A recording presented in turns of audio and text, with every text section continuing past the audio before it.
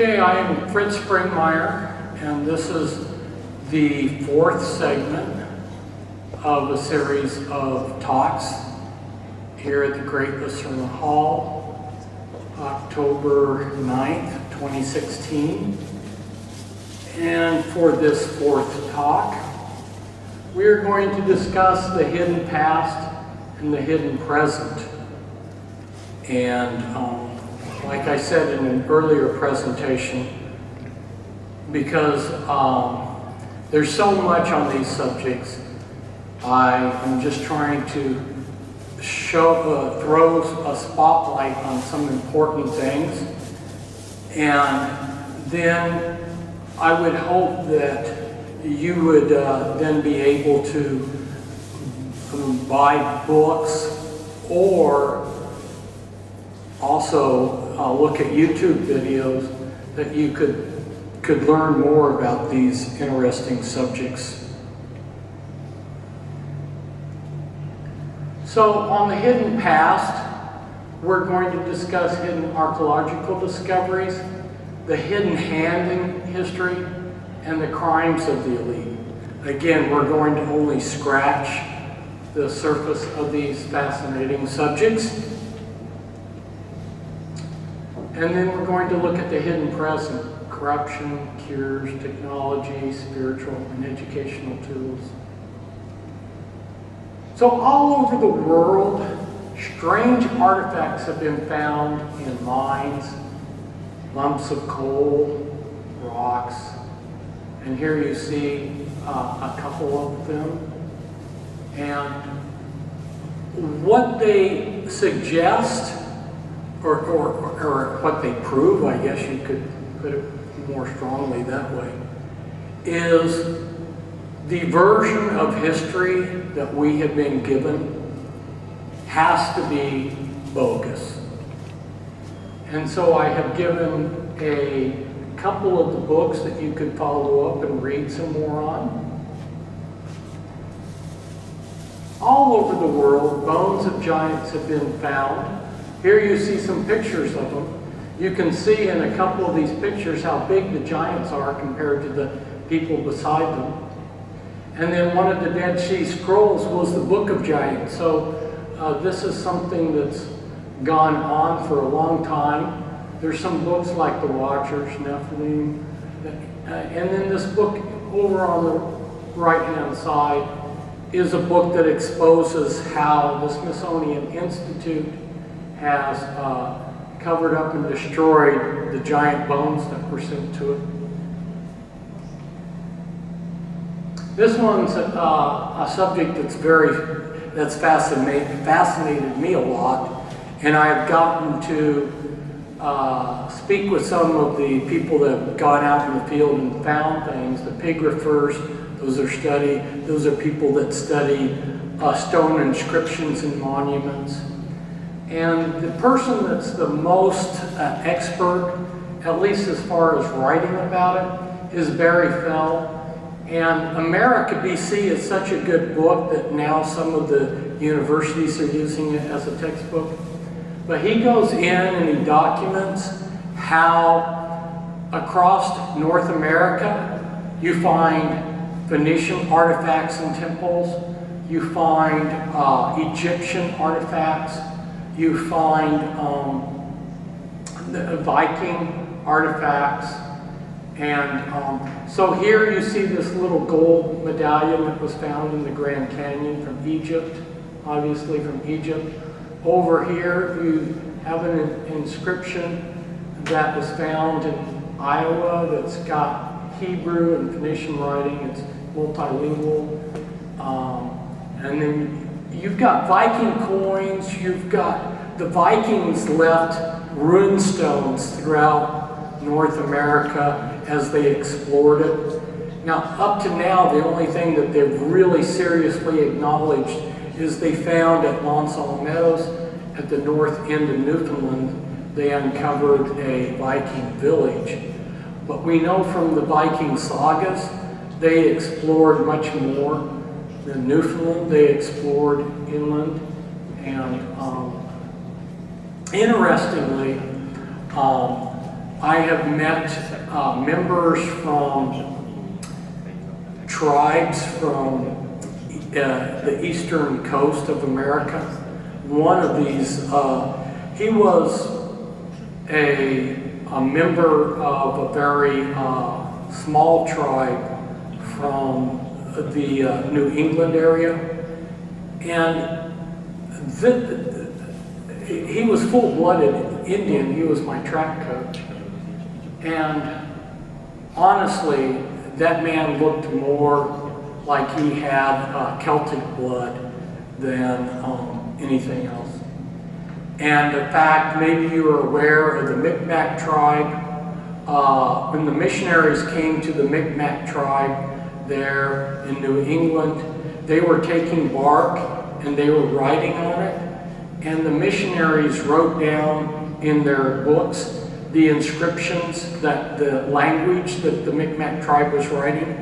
But nobody understood what they were looking at the time. And in recent years, people like Barry Fells realized this was Egyptian hieratic. Perhaps you know that in their monuments, their formal writing was hieroglyphics, but their handwriting cursive was hieratic. And then their shorthand was Demotic. And so this Indian tribe was writing with a form of ancient Egyptian writing.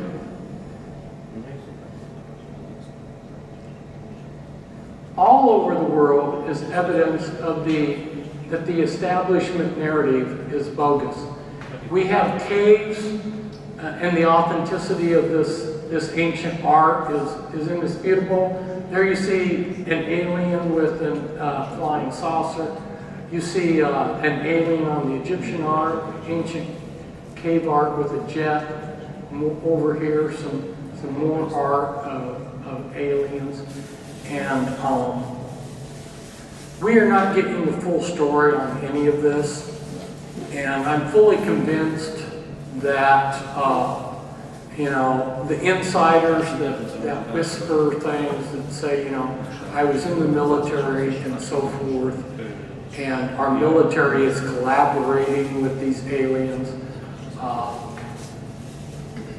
I have a hard time not believing that there isn't something there with so many witnesses having sincerely, or at least they came across as sincerely talking to me. And what was a little bit unnerving, a little bit maybe, was because you realize the level of research I have here. And Cisco, she was in the Illuminati program with the trauma-based mind control. Her son was in the military, and he guarded one of these installations in New Mexico. And he knew that his life would be in danger if he told me about what went on, but he was willing to, and I don't think I'm going to get him in trouble at this point. I haven't really mentioned his name. I've never mentioned his name before, but he said, Fritz, what they're doing underground there is way beyond anything you're talking about. Wow. Okay.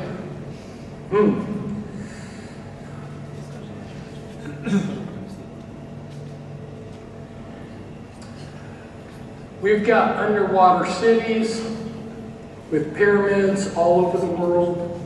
Here's an underwater city that's to the west of the Japanese southern islands. We've got two underwater cities off of India. We've got this underwater city off of the west coast of Cuba, and near one underwater city in China. And it's obvious that these cities date back to at least like 10,000 years. Now, at one time, the Yucatan Peninsula stretched over to Cuba. And so in that part of the water, the Caribbean, between Cuba and Yucatan Peninsula is where the Cuban city is. And again, the point of all of this is this is evidence, it's clear evidence that the establishment narrative is totally bogus.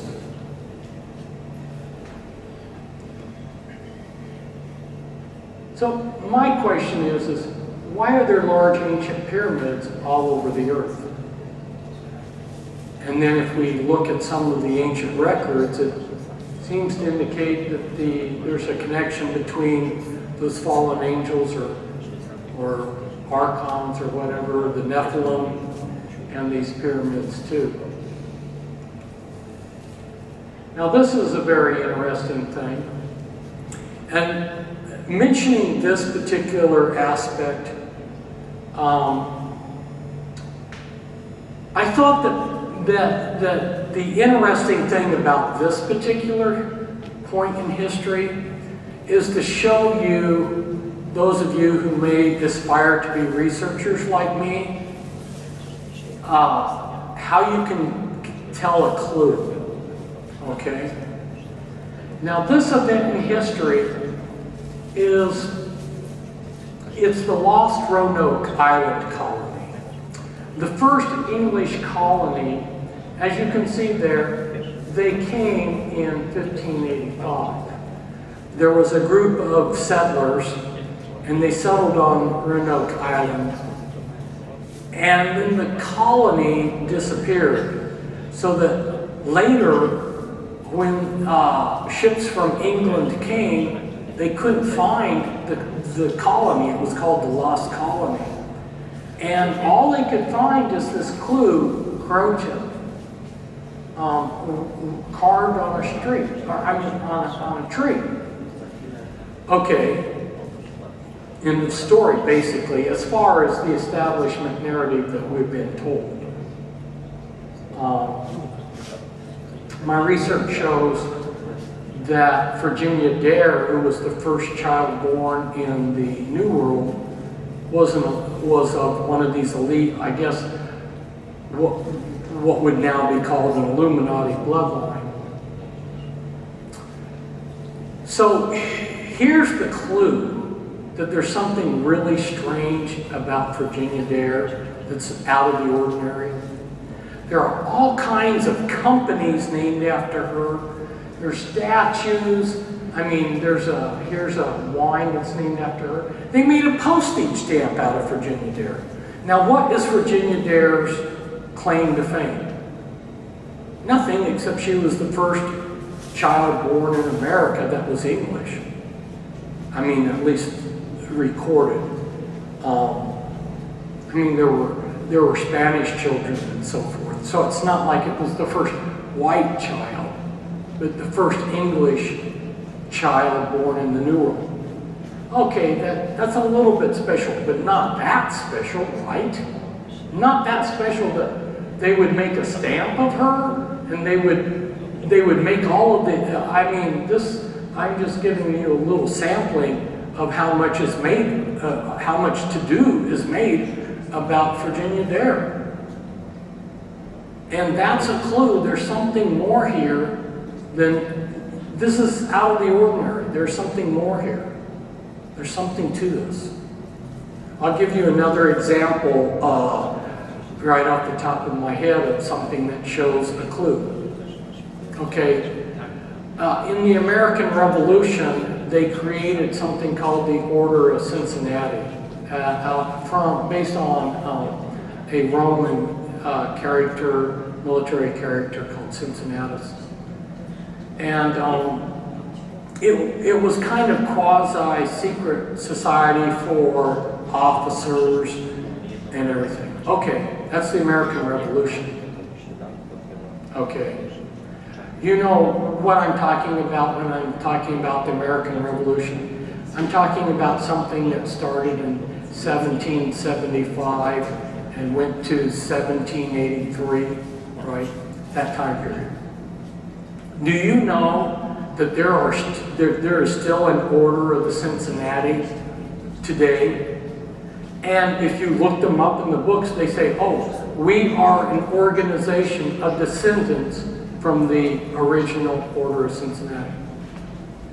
Huh? Why would anyone want to bother with something like that? It makes no sense. Why would people be putting so much effort and well, from my Illuminati informants, I came to realize it's an Illuminati organization. It's a front. It has an ulterior purpose. So they just give it this, okay, we're descendants. Like they still have, some of these other organizations, descendants of some ancient thing. And you go, why would anyone still be putting effort into something like this? Who would care? And all the amount of money and effort, it's because there's something else to it, okay? So, why was the first English child born in America given so much attention? As I say there. Here's another thing hidden from history.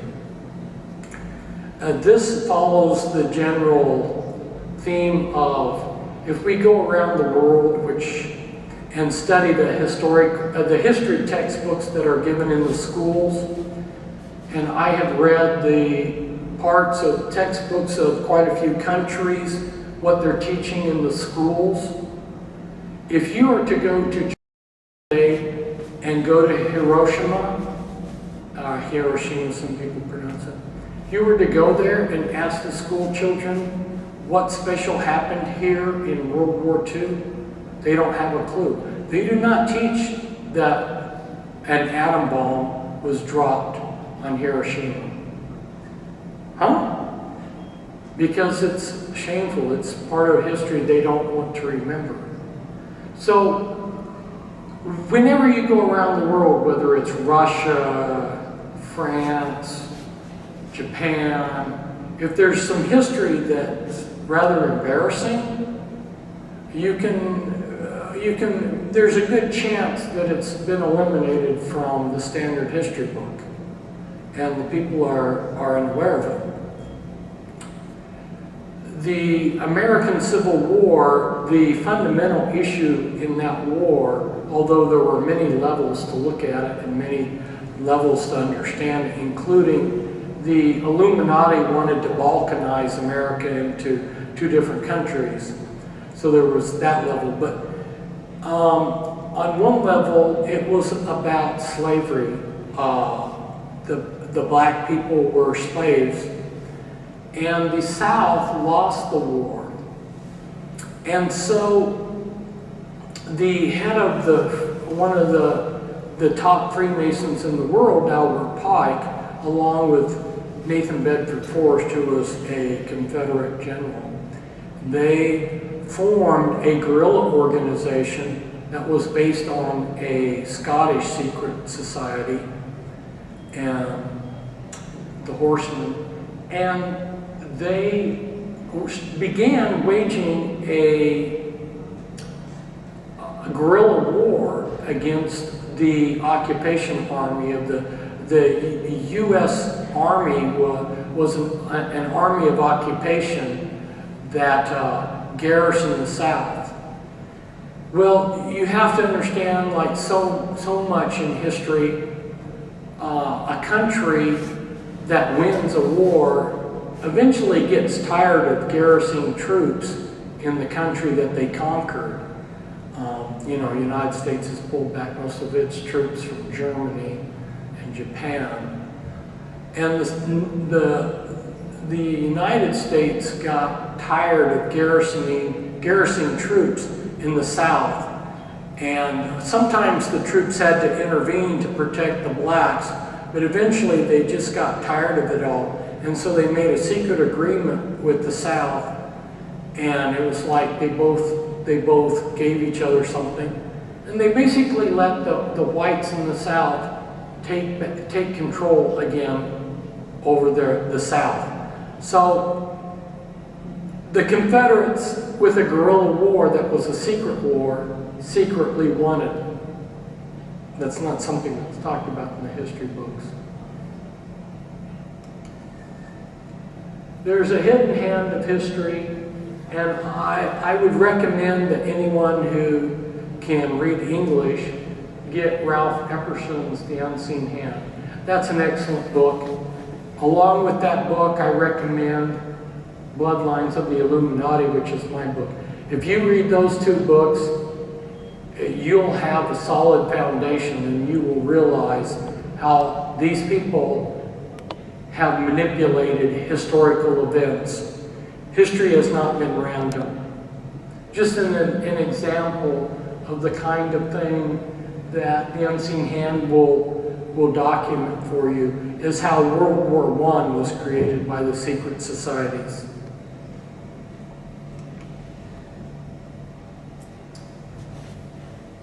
Another thing that the hidden hand has done is created epidemics.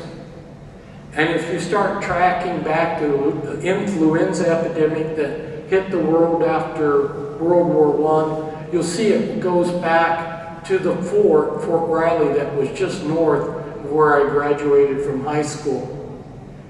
The original outbreak began there, and then it spread to other military bases by the military men being reassigned, and then it went globally in 2 waves from there. Likewise, the swine flu began at Fort Dix, New Jersey. So there's a whole hidden history of the bio war that these people have been involved with. And right now, the warfare is being conducted against the people of the world. Another interesting aspect of the hidden hand, of hidden history, is the large history of how British aristocracy, the bankers in America, and the Illuminati kingpins helped Hitler before and during the war.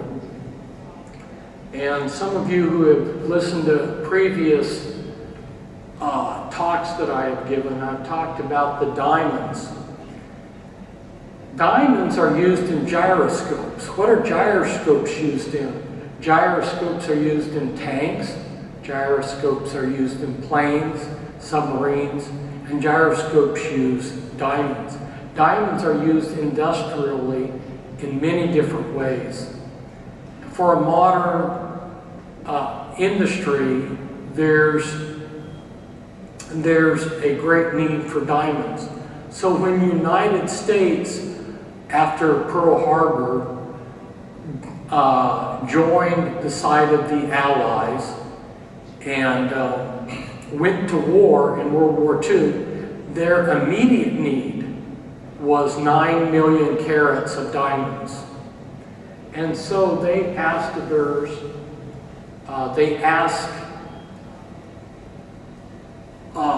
the Jewish diamond industry, they asked them for 9 million carats of diamonds. Now understand, they were also supplying the Nazis with the diamonds. How do you think the Nazi modern war industry was able to operate? They were receiving these diamonds that came from the Belgian Congo. And surprisingly, the British diamonds, the people that were sitting on diamonds in Britain, they didn't want to supply the United States with the industrial diamonds that the United States needed. I guess maybe they thought, well, if we supply 9 million carats all at once, people will realize that diamonds aren't rare. For whatever reason, they turned the U.S. government down. The U.S. government used the highest form of blackmail or leverage that they could. They said, if you do not supply these diamonds, we are quitting the war. It's just that simple. You're going to supply them or we're dropping out. But Rockefeller tankers were supplying oil that went to Spain and were pumped into the Axis countries. The Bush family during the war were actually making profits off of Auschwitz, and then they made enough money that was what allowed the Bush family to get into politics. The Bush family is part of a secret society based at Yale called the Order of the Skull and Bones, and there was a group of students that didn't like the secrecy of this secret society, the Order of Skull and Bones. They broke into it back in the 19th century, and they went into the different rooms, and they had stuff written on the walls in German, which they wrote down what it was, but they couldn't identify it. Well, as most people are not informed, they didn't realize what they had written down. I looked at what they had written down, and there's another book written by John Robeson, who was a high-ranking Freemason who exposed how the Illuminati was coming into all the Masonic lodges and Illuminizing them. This was back about 1787 that he wrote this. And he gave the rituals. And this ritual that they had in the lodge there in the Order of the Skull and Bones tomb at Yale matches this Bavarian Illuminati ritual. In other words, we have conclusive proof that the Order of Skull and Bones is a branch of the Bavarian Illuminati, and my further research confirms that the Bavarian Illuminati was a branch of the mainstream Illuminati, these families. So I can confirm to you that all the members of this Order of the Skull and Bones are Illuminati, and they have a lot of power in American politics. They're just one of the secret branches of college fraternities. There's many others. At Yale, there's 4 others: Book and Snake, Berzelius, Key and Scroll. Anyway, this book here, Fleshing Out Skull and Bones, written by a friend of mine and co-authored by a few other people. It's very good for exposing the Order of the Skull and Bones. And Onassis down here, his ships flew the Greek flag during World War II. They flew in his ships sailed in, he had 300 and some, speaking off the top of my head, something like 300 ships, and his ships sailed in all the theaters. They traded with both sides. They were never once attacked. All the other Greek merchant ship was sunk.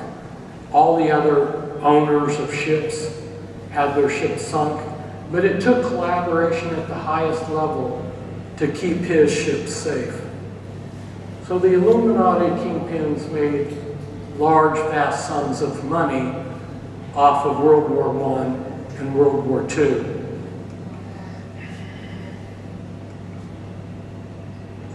This is a financial timetable of the Illuminati kingpins.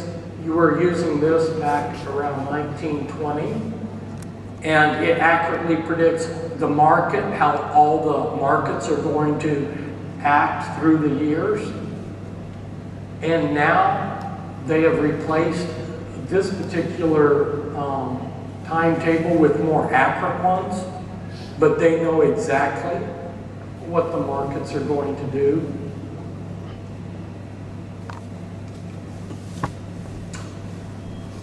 I'm going to read this. The cost of liberty is less than the price of repression. Economics is the study of costs.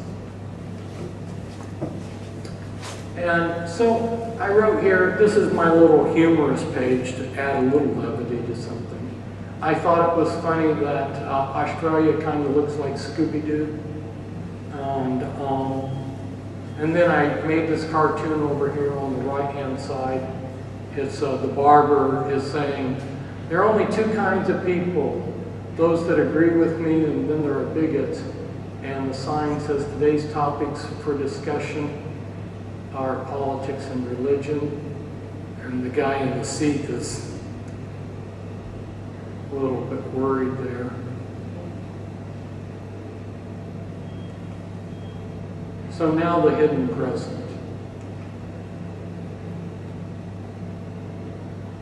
Visiting with Illuminati kingpins, they bragged to me about how they killed off undesirables in Russia during Yeltsin's rule through poverty, and that they plan to repeat a similar thing like in the United States and Western countries. So here you can see over here, I show you the crude death rate in Russia, and you see up here during Yeltsin's reign what the Illuminati caused by creating poverty in Russia that they thought was so funny.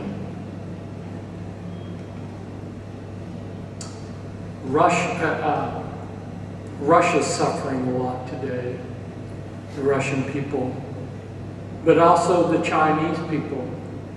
And this is another thing that's hidden from the world, is the suffering of the Chinese people.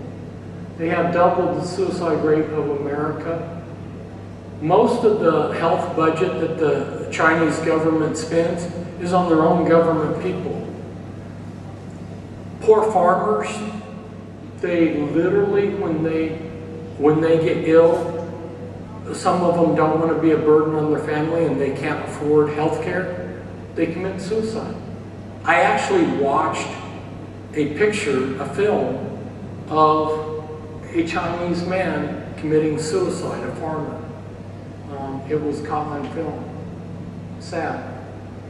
40 million couples are infertile, in part because the nation is so polluted, because of this, they're not enforcing any environmental standards. And because of that, there are certain villages that are just called cancer villages where the people are all dying or being abandoned. These are the kind of things that they don't talk about in mainstream press. And then a lot of you may know about the Georgia Guidestones, which were put in place in secrecy. And the Georgia Guidestone says they want to bring humanity's population down to 500 million, which this says in perpetual balance with nature. Now, I asked the Illuminati kingpins I talked to, I asked them if this was true. And they said no, they didn't want it down that low. They wanted to reduce it, but not that low. Well, whatever that number is that they're taking it down to, it's going to involve billions of us common people being genocided. And that's really the biggest thing that I can warn about, is we are looking at genocide people. Just when I talk about genocide, think about like maybe in Bosnia, think about in Europe during World War II when certain races genocided, the suffering of the Polish people, the suffering of the Jewish people. Think of how Turkey treated the Armenians. This is what we're talking about here, people. Now you can see why I feel so blessed to be here to talk with you. Because it says in the Word of God that we need to work while it's day, because the night is coming when we won't be able to work. How much longer will we have freedom of the internet? How much longer will people like me be able to tell these things?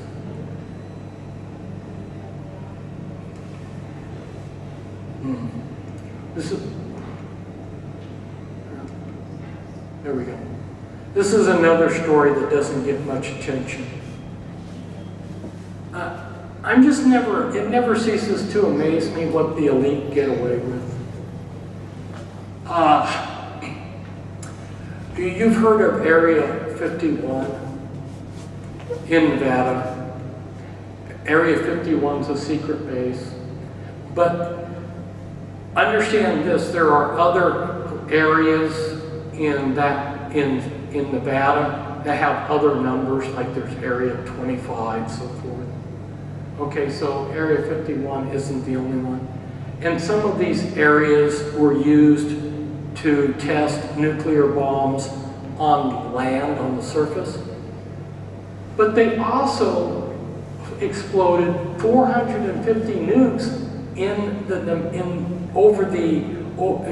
air over Nevada. 450 nukes. I don't understand this. If anyone can explain it to me, I will be amazed. Why does any nation need to explode 450 nuclear bombs in the air to test it? And the whole thing about all the radiation that got spread over America has been covered up. As you know, radiation can cause cancer. Well, that's no secret. So there was a study of 320,000 baby teeth in St. Louis, and it showed that babies born after nuclear test had 50 times more radioactive strontium-90 in their teeth. I mean, these are war crimes against the American people. It's outrageous, unbelievable. And in Oregon, where I am at, I have friends that have Geiger counters that are testing the food and the water and so forth. They're monitoring stuff, and we're being lied to about how much radiation is coming from Fukushima. And a friend of mine was tracking the radiation coming out of Fukushima when it initially came, and they did weather modification. Hey, I guess this is one good use of weather modification. They modified the weather because the radiation, he said, that he was tracking was coming towards Oregon and California, and our government blew it down to Mexico, to northern Mexico. I'm sure they kept that secret from Mexico.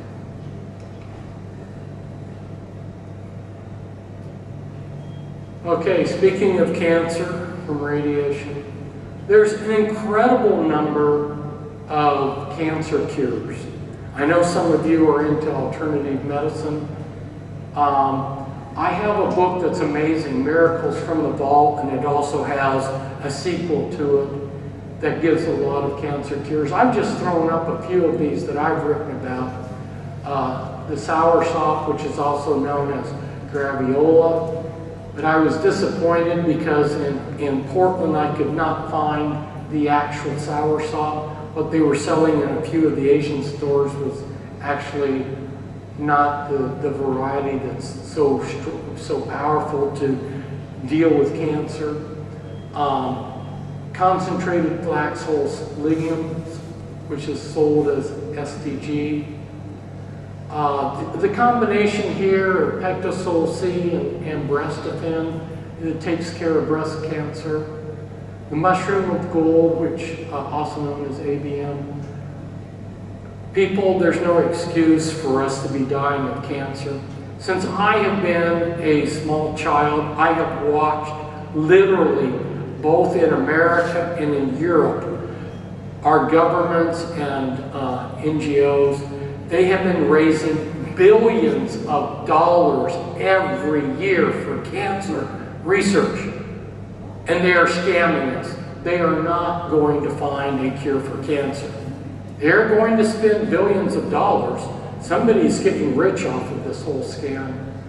And yet these cancer cures that have many, many people that have testified of how powerful they are totally ignored. Why are they ignored by big pharma? Because they can't patent them and make money off of them. Plus, big pharma is not your friend. They are actually, some of these big pharma companies, most of them, maybe all of them actually, that I start to think about it, are Illuminati owned and they are part and parcel of the genocide agenda. Again, all hidden from us. Yeah, come back. This is the most insidious thing. The human body has a GC macrophage, and that protects a person from cancer. It's in your immune system. And Dr. James Jeffrey Bradstreet, he was a very world-famous physician. And he realized that what they were doing is they were lacing the vaccines that they're giving us with Nagalase to block the GC-MAF. And there were also a number of other doctors in Florida he was in the South, who knew the similar information. A lot of alternative doctors in the South that knew about this have been murdered. We now are up to something like 50 alternative doctors have been murdered. Cold-blooded murders. And as I was talking to Alexandra on the break, you know, a particular Illuminati kingpin, he was bragging, I guess that's the only word to use it, you know. He was proud that he has an assassination squad, and he told me that they were going to assassinate bankers. Well, they assassinated 50 of them, obvious murders. The police in almost every case I know looked at obvious murders and said, oh, these are suicides, and didn't investigate them. They have done the same thing with these doctors being killed. Obvious murders, they rule them as suicides. It makes me sick. It's disgusting. You know, I guess if we want to look at it another way, you know, what goes around comes around. You know, whatsoever a man soweth, that shall he reap. Or, you know, the Indian concept of how you develop negative karma. So I'm sure that some of these people have a lot of negative karma to work off of, if you want to look at it that way. I grew up in Nepal. It was very typical for women on a daily basis to get out and carry heavy loads. They were not eating processed food. When I was Amish for a while after I left the military. I went in another direction. I joined the old order Amish, which are horse and buggy. They are totally out of the world system, and they don't eat the world's food. They grow their food. They're self-sufficient. They eat a lot of beets. Beets are very healthy. And in this one community that I lived in, it was normal for a normal man in that community could stand, could jump up and do a flip and land on his feet. Healthy. I look at how sick our society is. I look at how many women in America are just obese. Obese beyond belief. Maybe the most, I hate to say negative things, but this, it ruined my meal. It really did. I was watching this one woman. She was sitting down, and her belly was like a huge sack of potatoes, except much bigger than a sack of potatoes. Her belly went down to the floor, maybe a yard, well, that would be a meter in front of her, and was laid on the floor. It literally laid on the floor. It went to her. As she sat, it literally laid on the floor, and she put her elbows on the table and was scooping in the food in the restaurant like this. it run to my meal.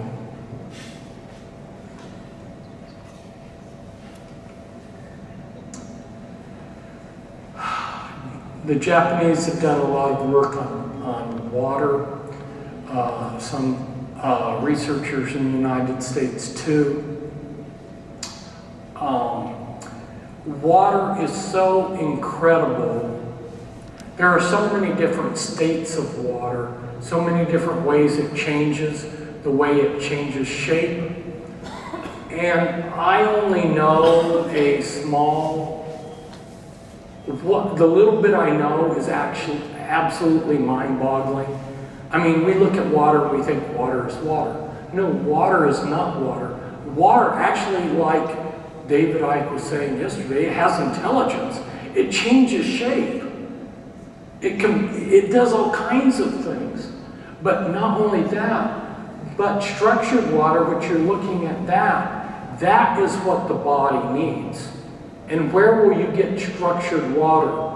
Well, structured water you can get structured water from juicing, because structured water is the form of water that's in a plant. There's other ways to get structured water. But structured water is incredibly healthy. And so there's, if I could live for maybe another 100 years, and I could have all of the time and money to just write and research like I would like, I would love to write a big long book about all the different forms of water and how it reshapes itself, how it has intelligence, how it can be healthy waters, unhealthy waters. Very incredible. And it's very interesting too, because the Word of God repeatedly associates water with life. The water of life. Those of you who might have Crohn's disease, and I got this for my wife. She has something similar to Crohn's disease. It's a pre-digested protein. When I visited the Anasazi ruins, I found out when I was getting a guided tour that they used to take and make cake out of pre-digested food.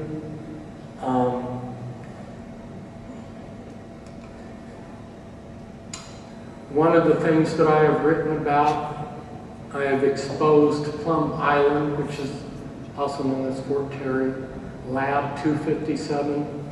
It's a German research facility. Talk about war crimes. It's just it's so sad, it's so disgusting, or whatever. It's enough to really make someone indignant that our tax dollars are going to war crimes. But the man who started, the founding father of the lab, was a Nazi SS war criminal who they brought over, in Operation Paperclip. And he began the lab by donating 12 lethal vials of anthrax that he had brought from Nazi Germany, from their supplies. And so they have created a number of new plagues, and every so often they try them out on the American people. Nice people. Oh, by the way, the Illuminati have something, and I don't know the full details. I just only know, I don't know the full details on this, but I'll share a little bit that I do. And they have spread out over certain populations, especially like if there's a community that there are certain communities where all of the people in the neighborhood will be Illuminati, and they have spread out into, through chemtrails or the water or whatever. they have put into these populations an ingredient that if they add something else will kill you. So anytime that they want to destroy these people, they just have to give the second part. You know, it's like epoxy. You have two parts that when you mix them together. And so there are whole sections of areas of the country that are vulnerable to being taken out if they spread the second ingredient. All around the world, we've sadly got war crimes, you know, and this is not mentioned very much. Sir Basil Zaharoff, Illuminati international arms dealer back during World War I and so forth. But there's been many arms dealers. My father, his goal was to help the world become self-sufficient in food, so he had an experimental farm in Libya, and he asked me to come over and help him in Tripoli.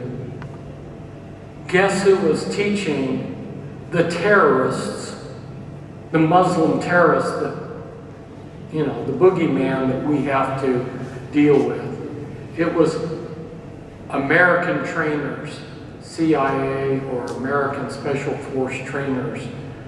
They were the ones that were over in Libya. So we trained them, we gave them the explosives to become terrorists. And then of course our government says, oh, Muslim terrorists. Yeah. Same way with what we've got going on in Syria. US government creates the problem, then they come in and pretend to protect it, but run their agenda. So, absolutely mind-boggling. It's what's called, the original name for it was Hegelian dialectics. Problem, or thesis, antithesis, and then from your thesis and antithesis, you get your solution. Problem, solution. You have two sides, control conflict, and from that you get the result that you want. So we had a lot of social engineering going on in World War I, World War II. Again, the hidden purposes for these wars. So World War I was Hegelian dialectics, allies, central forces, and out of that, the League of Nations. World War II, allies, Axis forces, United Nations. Out of World War III, the final world government, world state. I love this picture. It shows the people pulling down one statue of somebody that looks like Lenin while they're raising another one to replace it. Another thing that's hidden, it's been outlawed in the United States in our schools, ancient wisdom, which Western civilization was based upon, the Holy Scriptures. Another thing that's been repressed and hidden is this is a subject that you could write books on. If you're interested in the story of the Tucker car, there's a good movie about the Tucker car, and I'm sure you might even be able to watch it on Netflix. There was a man named Tucker, and he designed a car that was 30 years ahead of all the other cars. It had disc brakes, had all kinds of safety features. It had seat belts as a standard item of the car, safety glass, all kinds of improvements. And when he went to make his car, the big three auto manufacturers did all kinds of machinations to prevent him from getting the material to make his car. So then they got the government to step in and say, oh, he never intended to make any cars. It was all just something to defraud people, Well, he wasn't able to make the cars because they prevented him from getting the contracts to buy the material. He barely escaped going to prison. There's a big investigation. He managed to make a few cars in the end, and those are collector's items. Here you see a Tucker car. But they have been suppressing technology. I mean, as you know, Nikola Tesla, I'm sure most of you know of him, and we could be having free energy. And we have a lot of people. I've met a number of inventors. We had some inventors like 3 years ago there in Oregon, and they were so excited because they have basically free energy devices. I watched an inventor in Canada who had actually invented a flying saucer. And unfortunately, what I watched right before my very eyes, and it's sometimes I guess it's frustrating for me because I can see it all where it's going. But a guy that had worked with NASA was still a NASA. Actually, when I think about it, he was still working for NASA, and he approached this Canadian inventor and he said, "Now I have the money to help you with your invention and everything." And I've seen this time and time again. They move in on these inventors, and these inventors are blindsided. And they think, oh, this person's going to help me. No, what happens is the technology gets suppressed. Invention after invention I've watched it be suppressed. So, if humanity were only spared of this elite that wants to keep us down. There's a lot of inventions coming out, and these are not necessarily secret, but they're revolutionary. Graphene, for instance, you may have heard about it. It's 100 times stronger than the strongest steel, and it's made of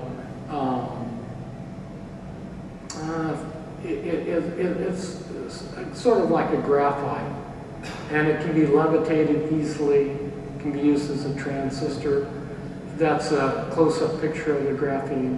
There's so many different things. This is just an example of many things. I didn't want to take too long. I wanted to keep it short and sweet, but there's a lot of cutting-edge technology that the world can be genuinely a fantastic place, and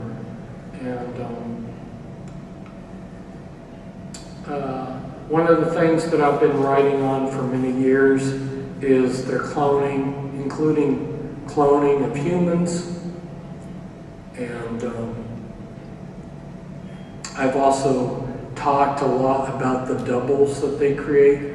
All of the important people that are going to play roles in the Illuminati script, someone like Hillary Clinton, years ago I was saying, Hillary Clinton has doubles, Well, I really appreciated this thing that happened on 9/11 when she went to the 9/11 ceremony. Do you remember, some of you? Is that she collapsed and they drug her away, threw her into the van and took her to a medical center that they said was her daughter's home. I was very glad to see that whole thing happen, because what happened is when they got her over to what they called her daughter's home, they had one of her doubles come out onto the street, and so the news media ran film, and her double comes out there, but it's obviously not Hillary Clinton, because you can look at it closely and, oh, she lost 20, 30 pounds, in an hour, and she's got different ears and different features, So they had her come out to show that Hillary's okay. And I was glad, because now within the awake community, what I had been telling them is mainstream. The awake community is all aware now. Yeah, Hillary Clinton has doubles, because I had been telling them that for years. So in summary, true history of this planet and its life has been destroyed and covered up. Painful events in history also get conveniently forgotten. Knowledge of the crimes of the elite are suppressed and rarely prosecuted. And the release of technology and alternative health methods are being controlled to help the elite, not benefit mankind. Thank you.